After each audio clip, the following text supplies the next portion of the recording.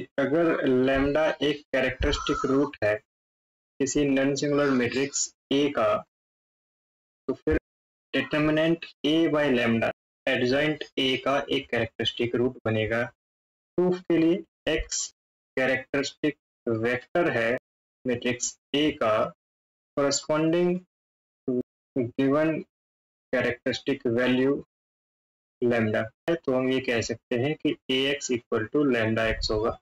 और आप रिकॉल करेंगे कि एडजॉइंट को मैट्रिक्स के साथ मल्टीप्लाई करने पर वो हमेशा determinant of matrix into identity के इक्वल था। तो हम इस इक्वेशन में दोनों तरफ एडजॉइंट से मल्टीप्लाई कर देते हैं। तो ये कह सकते हैं कि a into A X equal होगा adjoint a into lambda x के। और क्योंकि मैट्रिक्स मल्टीप्लिकेशन में एसोसिएटिविटी होती है, तो इसे लिखा जा सकता है adjoint a into x is equal to lambda times adjoint a into x.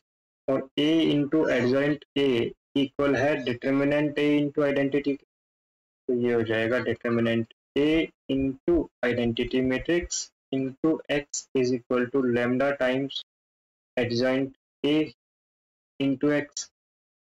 और आइडेंटिटी मैट्रिक्स को किसी के भी साथ मल्टीप्लाई करें तो सेम मैट्रिक्स रहती है। ये हो जाएगा determinant a into x equal to lambda times adjoint a into x.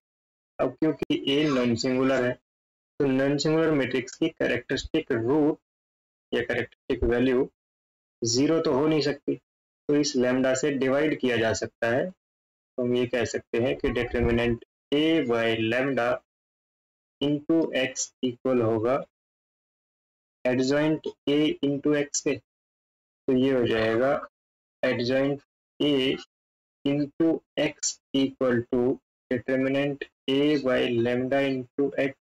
और इसको जब आप रिलेट करेंगे a x equal to lambda x के साथ, तो आप पाएंगे कि एडजॉइंट a की जगह मैट्रिक्स a है और लैम्डा की जगह डिटर्मिनेंट a बाय लैम्डा है। तो फिर कैरेक्टरिस्टिक वैल्यू या कैरेक्टरिस्टिक रूट की डेफिनेशन से हम ये कह सकते हैं कि डिटर्मिनेंट a बाय लैम्डा एक कैरेक्टरिस्टिक रूट हो जाएगा एडजॉइंट a का। तो यही प्रूव करना था।